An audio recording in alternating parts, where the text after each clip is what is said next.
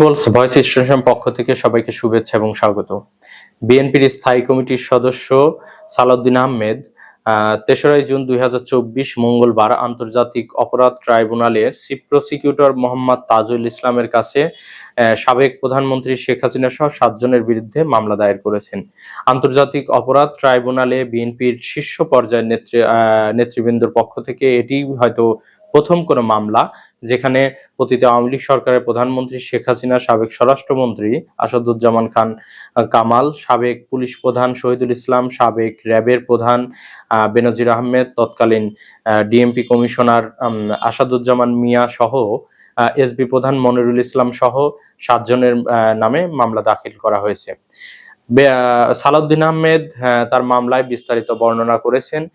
তবে ঘটনা প্রকৃতপক্ষে ২০১৫ সালে যখন তিনি বিএনপির মুখপাত্র হিসেবে দায়িত্ব পালন করছিলেন এবং তিনি বিভিন্ন টিভি পত্রিকা, ভিডিও বার্তায় নেতাকর্মী এবং দেশের মানুষের সাথে বিএনপির পক্ষ থেকে বিভিন্ন মেসেজ আদান প্রদান করতেন বা তাদের উদ্দেশ্যে প্রেস ব্রিফিং গুলো করতেন।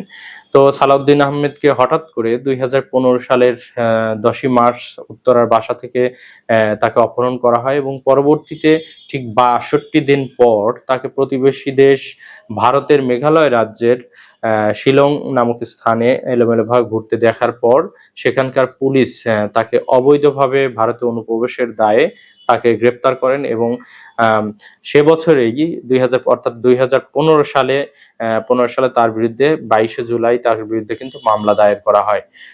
এরপর সালাউদ্দিন আহমেদ সেখানকার ভারতের পুলিশি হেফাজতেই থাকেন।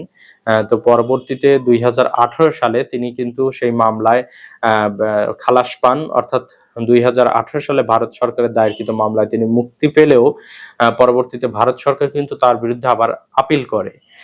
উল্লেখ্য যে ২০২৩ সালে এসে সেই আপিলেও কিন্তু সালাউদ্দিন আহমেদ তিনি মুক্তি পান এবং ভারত সরকার সেই মামলা থেকে তাকে নিষ্পত্তি দান করেন। সালাউদ্দিন আহমেদ এই দীর্ঘ সময় ভারতে থাকাকালে বিভিন্ন অভিযোগ উঠেছে বা বিভিন্ন মহলে গুঞ্জনও রয়েছেন যে তিনি সেখানে আত্মগোপনে ছিলেন বা এই ধরনের অভিযোগকে উনি বরাবরই অস্বীকার করেছেন। কিন্তু সোশ্যাল মিডিয়ায় যেটি দেখা গিয়েছে যে সেখানকার তিনি হোটেলের অবস্থান বা বিভিন্ন ছবিও কিন্তু ঘুরপাকগুলো খাচ্ছে।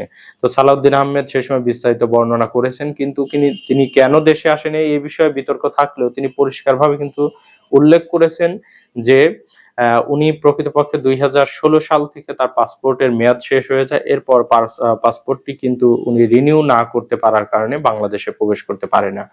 এরপর জুলাই গণ অভ্যুত্থানে অর্থাৎ ছাত্র জনতার অভ্যুত্থানের পর আওয়ামী লীগ সরকারের যখন পতন ঘটে ৫ই আগস্ট ২০২৪ সালে, তখন তিনি ঠিক তার ৬ দিন পরই অর্থাৎ ১১ আগস্ট উনি বাংলাদেশে ফেরত আসেন। এরপর অক্টোবর মাসে ২০২৪ সালের অক্টোবর মাসে অর্থাৎ গত বছর তিনি আন্তর্জাতিক অপরাধ ট্রাইব্যুনাল যখন গঠিত হয় সেখানে সশরীরে উপস্থিত হয়ে তার অপহরণ করার বিষয়ে তৎকালীন সরকারের বিরুদ্ধে তিনি আনুষ্ঠানিকভাবে সে সময় অভিযোগ দাখিল করেন এবং চূড়ান্তভাবে ৩রা জুন ২০২৫ উনি মামলা দাখিল করেন।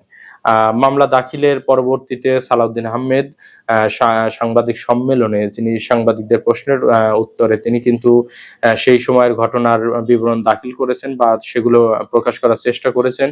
একই সাথে তিনি কেন এতদিন পরে এখানে এসে মামলা করলেন বা প্রায় অনেকটা সময় পরেই তিনি আন্তর্জাতিক অপরাধ ট্রাইব্যুনালে উপস্থিত হলেন এই বিষয়ে কিন্তু তিনি তার মতামত উপস্থাপন করেছেন। সেটি হলো তিনি বর্তমানে রাজনৈতিকভাবে বা রাজনৈতিক বিভিন্ন কর্মসূচি নিয়ে খুবই ব্যস্ত থাকার কারণে মূলত তিনি মামলাটি দাখিল করতে পারেন নাই।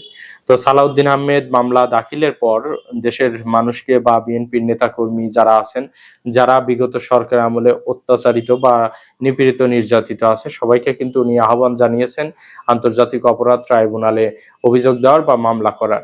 যারা সে সময় গুম হয়েছেন, পুলিশি নির্যাতনের বা রাজনৈতিক অত্যাচারের শিকার হয়েছেন সে সময় আওয়ামী লীগের দ্বারা বা আওয়ামী লীগ সরকারের দ্বারা, তাদেরকে সেসব ভুক্তভোগী পরিবারকে তিনি আহ্বান জানিয়েছেন এই মামলা দায়ের করার জন্য।